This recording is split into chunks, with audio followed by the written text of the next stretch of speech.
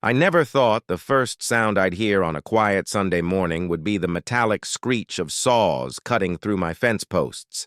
But as I looked out from my porch with a cup of coffee in hand and saw the neighborhood, HOA's hired crew tearing down my property, line and laying thick PVC pipes straight across my land, without so much as a knock on my door, I knew right then that this wasn't just a violation of boundaries, it was a declaration of war. And war is something I was very good at. Better than they could ever imagine. Because while they thought they were just dealing with a tired old landowner whose ranch sat inconveniently between their pristine gated community and the county reservoir, they had no idea that I had spent a lifetime learning how to turn trespassers' arrogance into their downfall.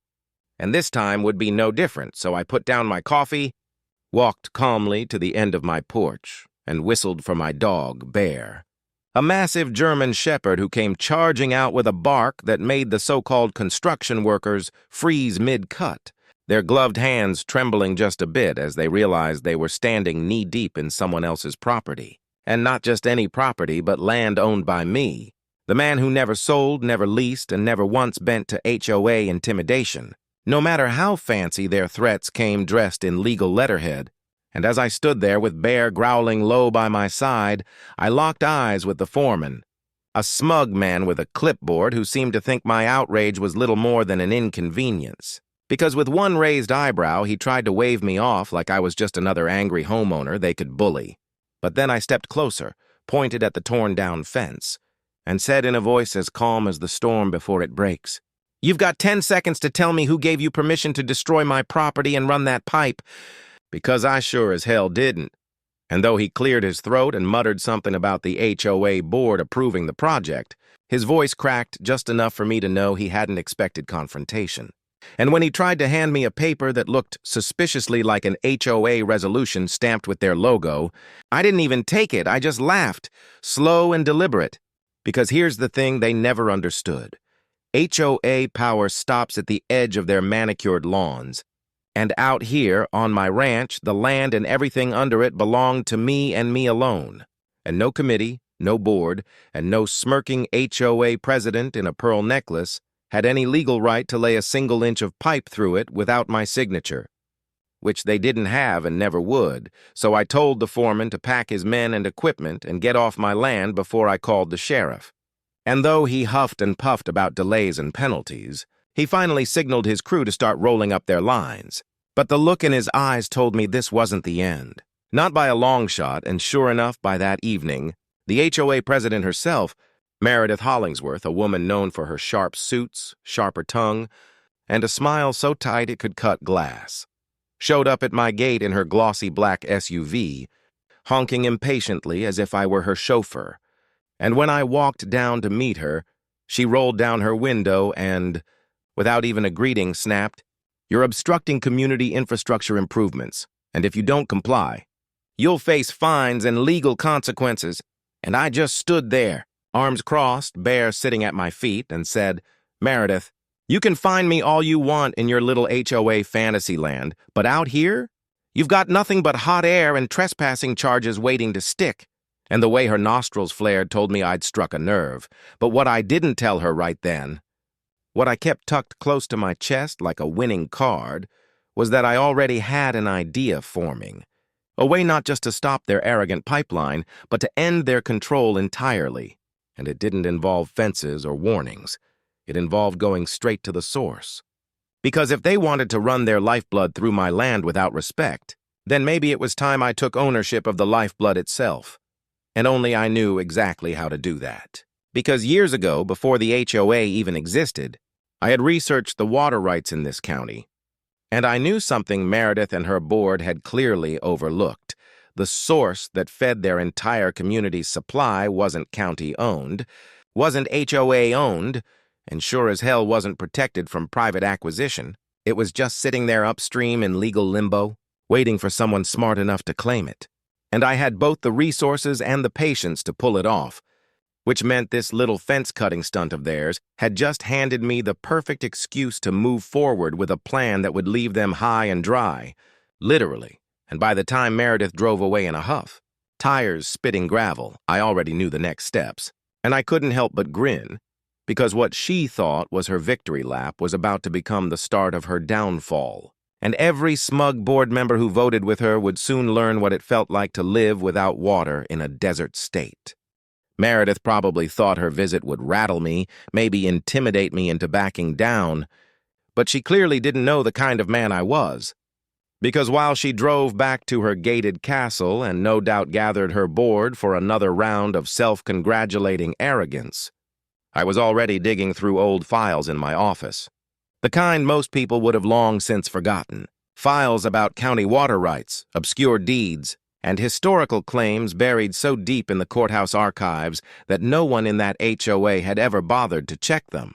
But I had, years back, when the first whispers of that community forming reached my ears, because I knew one day they'd come sniffing around my land like vultures. And if there's one thing I can't stand, it's parasites trying to sink their teeth into what doesn't belong to them.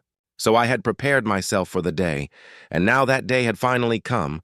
I found myself flipping through yellowed papers, stamped maps, and notarized signatures until my fingers landed on the gem I'd been waiting for.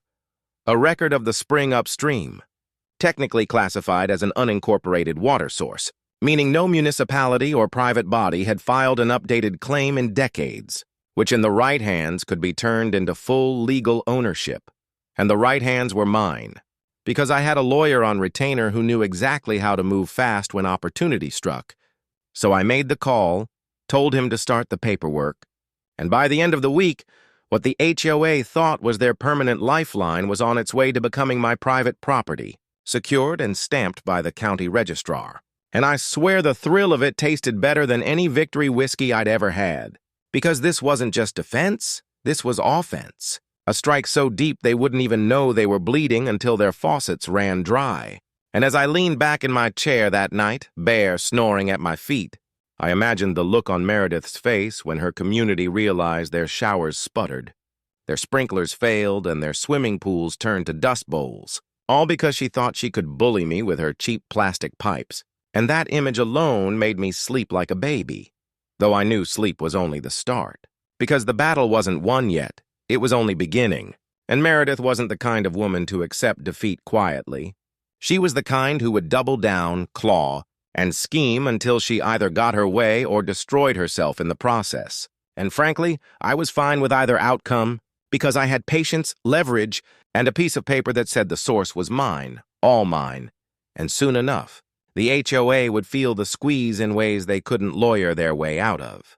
When the official deed transfer came through 2 weeks later, stamped and signed by the county clerk, I drove up to the spring myself, the crisp mountain air filling my lungs as I stepped out of my truck and walked the rocky path that wound through pine trees, until it broke open into the clearing where the water bubbled crystal clear from the earth. The same water that had fed my land for generations and, unbeknownst to the HOA, was now legally mine, fenced and posted with bold red signs declaring private property, no trespassing, violators will be prosecuted. And as I hammered the last sign into the dirt with the back of an axe, I couldn't help but smile because this wasn't just a victory, it was a chokehold. And the timing couldn't have been better because the HOA had already laid half their pipeline, cutting across my fields like an ugly scar, thinking their access to this water was guaranteed. And when Meredith called me a few days later, her voice dripping with barely contained fury, demanding to know why her crews had been denied access at the source, I let her rant, let her unleash all her threats about lawsuits and injunctions, then simply said, "Because it's my spring now, Meredith, and unless you've suddenly decided to start paying me rent for every gallon your people plan to drink, that pipeline of yours is nothing more than a fancy piece of junk running across land it doesn't belong on." And for a few seconds, there was only silence on the line. The kind of silence where you can hear the weight of someone realizing they've made a catastrophic mistake. Before she spat, "You'll regret this," and hung up. And I set the phone down slow, savoring the moment. Because she had no idea how right she was, but not for me. For her, because the real storm was just beginning, and I was the one steering it. And as the weeks rolled by, the tension spread through the neighborhood like wildfire. Whispers of low water pressure and strange notices about temporary restrictions seeping into their manicured cul-de-sacs. Parents grumbling as lawns turned brown, kids whining as pools drained halfway. And all the while, the HOA board tried to keep a lid on it, sending out cheery newsletters about infrastructure upgrades and minor supply hiccups. But you can't sugarcoat a drought when people are paying sky-high dues for luxury living. And before long, my phone started ringing, not with threats this time, but with residents themselves, furious, begging, demanding answers, some of them even trying to bribe me to cut them a deal for private access. But I turned them all away, because this wasn't about money, it was about respect, about teaching that smug board that actions have consequences. And though part of me almost pitied the ordinary families trapped under Meredith's rule, I knew the only way to break her grip was to let them feel the squeeze until they turned on her themselves. And sure enough, by the time the HOA scheduled an emergency meeting in their shiny clubhouse, the parking lot was overflowing, residents shouting before they even walked in the door. And I knew because I was there too, not inside but outside, sitting in my truck with the windows down, listening, watching as Meredith stood at the podium, her pearls glinting under the lights as she tried to spin the crisis as a temporary setback caused by an uncooperative landowner. And when someone shouted back, "You mean he owns the water now, don't you?" the whole room erupted, accusations flying, demands for answers, and Meredith's mask of control started to crack right there in front of everyone. And oh, how sweet it was to watch, because the more they turned on her, the less power she had, and the less power she had, the closer I came to the moment I'd been waiting for, the moment I'd flip the final switch and shut them down completely. After that meeting, the HOA was split wide open, residents shouting at board members in the parking lot, some demanding Meredith resign, others threatening lawsuits of their own, and I could see the cracks spreading through the entire community like lightning across a dark sky. But I wasn't done yet. Not by a long shot. Because while they were busy fighting each other, I was preparing the final twist of the knife, one that would remind them once and for all who held the power out here. And it wasn't a board with clipboards or committees with fine print. It was me, the man they'd mocked and trespassed against, the man they thought they could push aside with a fence cutter and a few PVC pipes. So the very next week, after filing the last bit of paperwork to cement not only the spring but the pumping rights downstream, I drove back up to the source, bear-riding shotgun, and installed a heavy steel valve right on the main outflow line, padlocked and reinforced so thick, no worker with a wrench or bolt cutter could dream of tampering without triggering every alarm system I had wired into it. And when I turned that wheel shut for the first time, the gurgling stopped, the flow stilled, and I knew in that exact moment, every kitchen tap, every shower head, every pristine sprinkler system in Meredith's kingdom went bone dry, and I'll never forget the satisfaction of sitting on the tailgate of my truck at dusk, watching the last rays of sunlight dance across the locked valve, knowing that miles away, in houses with marble countertops and HOA-mandated hedges trimmed to regulation height, panic was spreading as faucets sputtered and pipes groaned with nothing but air. And though part of me wondered how long it would take before Meredith herself came storming up that mountain road with fury in her eyes, I didn't have to wait long because not 3 hours later, headlights cut through the trees and her SUV screeched to a stop at the base of the gate I'd installed, her voice echoing as she screamed my name, demanding I open it, threatening me with lawsuits, fines, and even federal consequences, though her voice cracked on that last phrase. And I just sat there, arms crossed, bear growling low, letting her rage wash over me like meaningless noise, because I had all the cards now, and she knew it. And when I finally did speak, my words carried through the trees with all the weight of inevitability. "You should have left my fences alone. Meredith, now you've got no water, no leverage, and no idea just how bad it's about to get." And the way her face fell in the glow of her headlights told me she finally understood this wasn't a battle she could win. Not with bylaws, not with threats, not even with the angry mob of residents she once controlled, because I'd done more than shut off a valve, I'd taken her crown. And by the time she stumbled back into her SUV and drove away, tires spitting gravel into the night, I knew Section 1 of this war was complete. The first strike delivered with surgical precision, and what came next would decide not only the fate of that HOA, but the legacy of my land itself.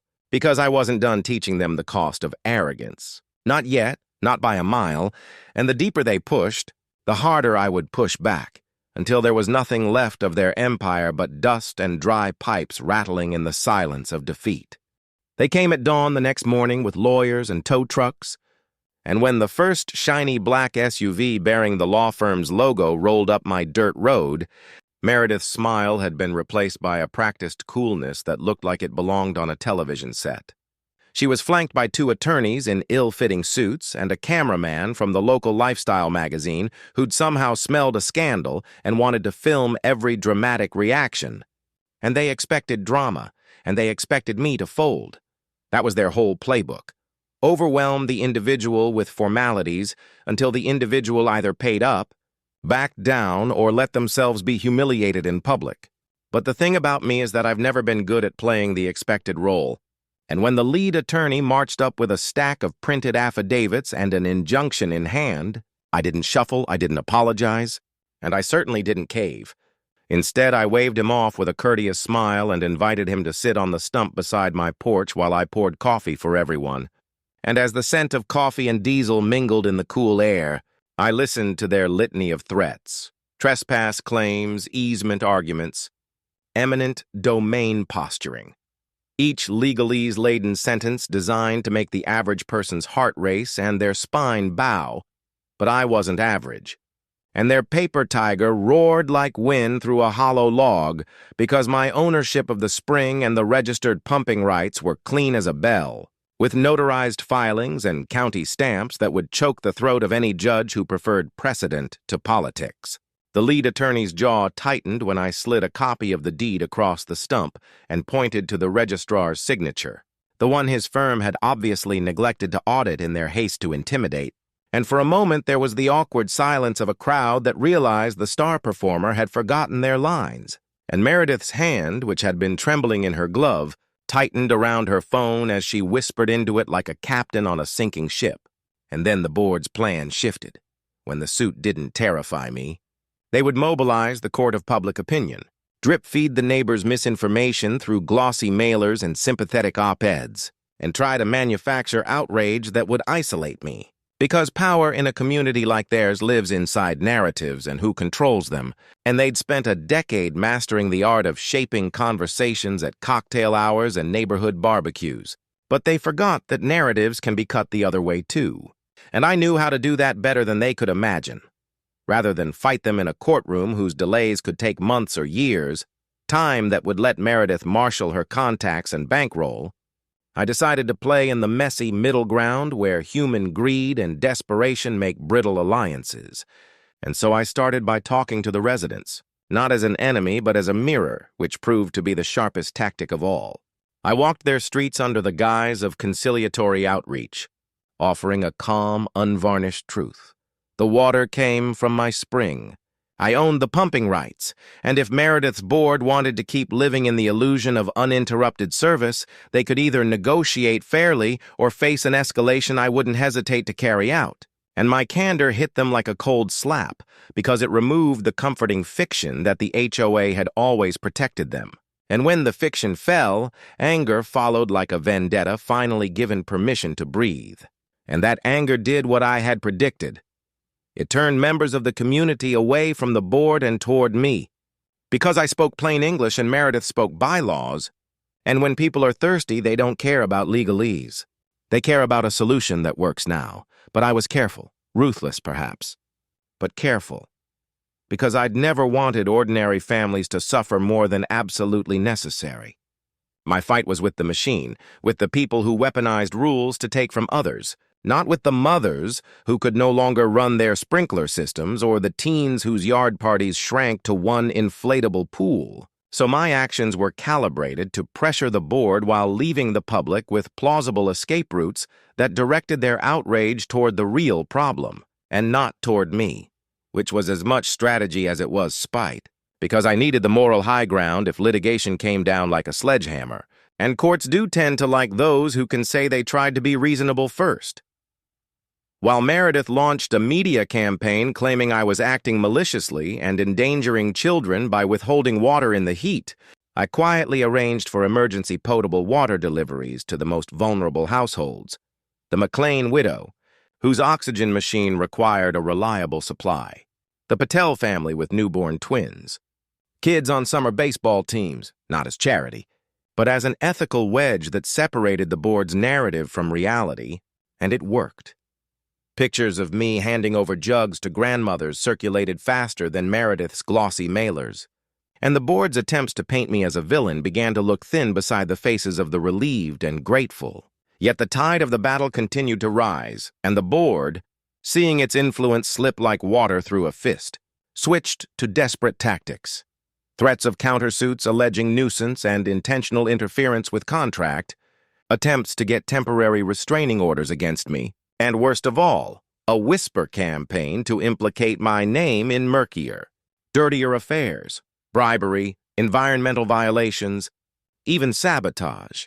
Anything that could make a judge look the other way while Meredith's lawyers pushed for emergency relief.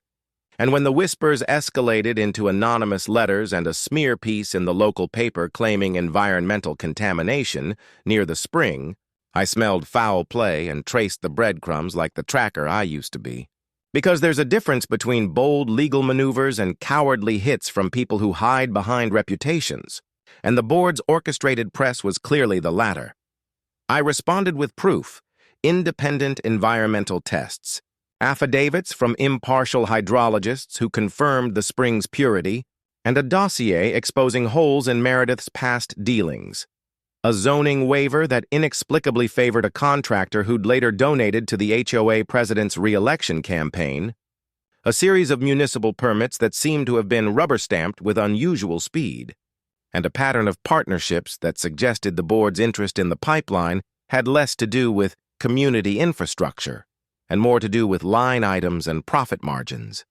And once I started dropping document after document into the public square, the air of inevitability around Meredith's leadership began to crack into shards that glinted in the sun, because the neighbors could see for themselves that the story the board told them, one of benevolence and custodianship, had been business dressed as altruism, and that anger they'd felt when their lawns browned was suddenly pointed at faces they knew, at the polished smile that used to hand out flyers about baking contests. Meredith retaliated in ways she thought would hurt most. She led a coordinated effort to slow-roll permits and inspections my way whenever I tried to fix or improve structures on my property. And her board leveraged their municipal contacts to open a formal complaint about an alleged illegal obstruction at the spring, a transparent attempt to seize the high ground of civic duty while they turned my private investment into a public problem. But it was clumsy. The complaint forms had errors, dates that didn't match public records, and signatures that, when compared side by side, looked disturbingly similar to each other, as if one hand had filled them out in a hurry. And when I had my lawyer point all of that out in a preemptive counterfile to the county, the complaint looked amateurish and politically motivated rather than the concerned citizen action Meredith hoped it would appear to be. Still, legal fights are expensive and slow, and Meredith's board had money and connections. So they shifted tactics again toward intimidation. They sent tractors to the boundary lines in the dead of night to harass my ranch hands, had mysterious maintenance crews show up to the public roads near the spring to create frictioned access, and even had someone try to cut through the barbed wire on the lower pasture in an attempt to show I was impeding necessary work.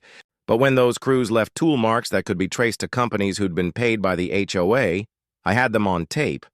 And tape is a better weapon than bravado in a world where cameras are cheap and accountability is viral. And so I threaded the narrative together in video and print and social posts. Show the invoices, show the mailers that contradicted board meeting minutes, show the texts where a contractor joked about getting the old man to sell, and each revelation removed another brick from the wall of the HOA's credibility until it was just a pile of rubble that people walked around rather than through. One twist I didn't expect was the way the children of the community began to protest on their own. Using chalk and handmade signs and small plastic buckets, they dipped into public fountains, which by then were locked. Because kids have a way of cutting through adult rationalizations with raw, unshaped truth. And the sight of toddlers with "Water for All" in scrawled crayon was a PR nightmare Meredith's team could not spin away. And when an influential city council person stopped by with a sympathetic camera crew after seeing those children on a neighbor's live stream, the political pressure mounted beyond what even the HOA could buy. And so they doubled down on legal threats, seeking not only injunctions but emergency hearings, begging for the court to force me to open the valve for the public good. And I respected the law enough to know a forced opening could be ordered. So I had planned for that too. The valve came with monitoring equipment and locked fail-safes that could prove if tampering had occurred, and I'd already archived every call from Meredith, every invoice and every attempt at access, so if the court required water, it would know who withheld it and who had been obstructive. And the public record would tell the story no amount of pearl-clutching could cleanse. Through all of this, a subtler battle played out in the evenings. After the headlines and the meetings, the neighbors began to turn inward, alliances shifting in ways that were almost sociological, with some families clinging defensively to the old status quo because it lent them identity and comfort, while others, newly outraged, started to organize neighborhood committees and file class actions against the HOA for breach of fiduciary duty. And slowly, not all at once but like an incoming tide, the sense of community that Meredith had claimed to steward reoriented itself away from her and toward those who promised transparency and fairness. And it was in those late-night meetings at kitchen tables and under porch lights that I felt the true victory brewing, not just the legal victory that paper could grant, but a cultural shift in a neighborhood that had once been seduced by polished PR and now had tasted what it was like to be lied to, and they didn't like the flavor. Yet as the momentum swung in my favor, a darker note emerged. Someone began to vandalize the water deliveries, punctured jugs found near trash bins, hoses stolen from construction trucks, messages scrawled on delivery vans that hinted at revenge going beyond bylaws. And the escalation worried me because when ordinary desperation turns toward sabotage, everyone loses. And I knew I had to act fast not only in the court of law and public opinion but in the practical theater of safety. So I hired private security to escort the potable water, convoys, and placed innocuous sensors around the perimeter of the spring that would alert me and law enforcement if anyone attempted to tamper with the valve or approach under cover of darkness. And when one of those alarms went off in the dead hours of a Sunday, we intercepted two men with bolt cutters who'd somehow thought brute force would be the answer. And in the cold blue wash of police lights, their plan unraveled, with fingerprints and cell phone pings connecting them back to a contractor who'd recently been paid by the HOA. And though Meredith's lawyers tried to distance her from the thugs, the evidence stacked too many coincidences into a picture that begged to be framed. And the county prosecutor, once briefed, showed a quiet interest in making sure things were done correctly, because public officials do not enjoy being dragged into local conspiracies that could stain their reputations. And suddenly Meredith's legal strategy looked less like chess and more like a house of cards built on payrolls and plausible deniability. By the time the emergency court hearing came, the neighborhood had transformed into a courtroom of its own, with residents packed in the gallery and reporters lining the corridor. And when the judge reviewed the mountains of documented correspondence, the deed, the pumping rights, the contractor invoices, and the intercepted communication suggesting collusion, she did something nobody on Meredith's side had counted on. She asked merciless questions about the HOA's governance practices, about why so many approvals had been handled in executive sessions, about why the same handful of contractors benefited repeatedly. And as the judge's perch shifted from neutral to inquisitive, Meredith's posture crumpled like wet paper, and those pearls lost their armor, because the very community that had once celebrated her now watched as her influence was dissected in public. And in that courtroom, with cameras off but ethics bright as an operating lamp, the board lost not only the argument, but the trust that had once been currency. And when the judge denied Meredith's request for a forced opening on the grounds that such a move would require a fuller hearing into property rights and public trust, I felt a wave of relief so intense it almost made me dizzy. Not for my own sake, but because the system had, at least for a moment, responded to facts rather than polished narratives. But war is a game of attrition, and the board wasn't dead yet. If anything, their defeat only made them more dangerous in the ways desperate people become. So they resorted to sleazier tactics, blackmail attempts via leaked private emails, ugly late-night phone calls to suppliers warning them off business with my ranch, and even a surreptitious smear campaign targeting my son's business that had nothing to do with water, but everything to do with making my life expensive and messy. And though those blows were personal, I refused to be baited into hatred that would cost me my soul, and instead I countered with surgical disclosure. Every attempt to intimidate was documented, every threat recorded, and every instance of retaliation was reported to the proper authorities with timestamps and corroborating evidence. And slowly the rayon threads of Meredith's network frayed in public, until even some board members started whispering about resignations and settlements. And the community, bruised and cautious, began to stitch itself back together, not by returning to the old order, but by carefully rewriting the rules so the board could no longer act as both player and referee. Even so, as the second section of this war wound down, I found myself watching the neighborhood at dusk, listening to sprinklers that were now, at least partially, working again thanks to provisional agreements negotiated under the watchful eye of county mediators. And I wondered how many quiet battles a place could survive before its soul changed irrevocably, because revenge had worked. It had toppled a small empire of vanity and greed, but it had exacted its own cost, leaving behind a residue of suspicion and the memory that water, the simplest of life's gifts, could be wielded as a weapon by those who believed themselves entitled. And as I stood by the locked valve that I'd installed not out of malice, but out of a desire to reclaim respect, I felt the complicated weight of what I'd done settle into my bones, knowing with equal parts certainty and unease that the next moves would matter even more than the last, and that while Section 2 of this fight might be ending, the war for the community's heart and its future governance had only just begun.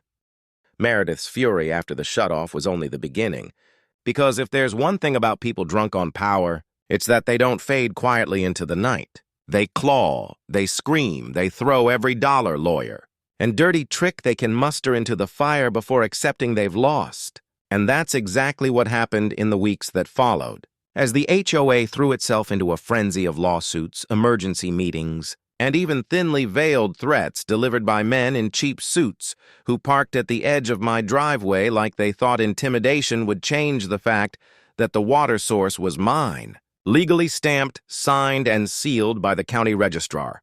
But instead of breaking me, each new stunt only hardened my resolve, because I wasn't just defending my land anymore. I was teaching them all a lesson they'd never forget. And so while they scrambled to rally their members, I quietly kept reinforcing my position, upgrading security around the spring, adding fencing, surveillance, and even motion-triggered spotlights that turned night into day whenever someone got too close. And sure enough, one night Bear's growl woke me before the cameras confirmed it. A group of hired contractors in unmarked trucks trying to cut through my outer gate, carrying PVC pipes and pumps as if they could sneak a siphon into my stream. But they underestimated just how prepared I was, because within 10 minutes the sheriff's deputies I'd called earlier, thanks to an anonymous tip I'd planted, rolled up, catching them red-handed, hauling them away under charges of trespassing and attempted theft of resources. And by dawn, the local paper had plastered the story on its front page. HOA contractors arrested for water theft, a headline that spread like wildfire through the county, turning what had once been Meredith's symbol of control into a public relations nightmare. And while she tried to spin it, blaming rogue workers and misunderstanding, her credibility was collapsing faster than a sandcastle in high tide. Because behind the gated perfection of that HOA, residents were boiling with anger, their pools empty, their lawns turning brown, their pipes wheezing, and all the while, dues were still being collected, fines still being issued, and Meredith was still sitting pretty in her mansion at the top of the hill, sipping bottled water she imported while her subjects lined up at tanker trucks the county sent as emergency relief. And that hypocrisy was the crack I'd been waiting for.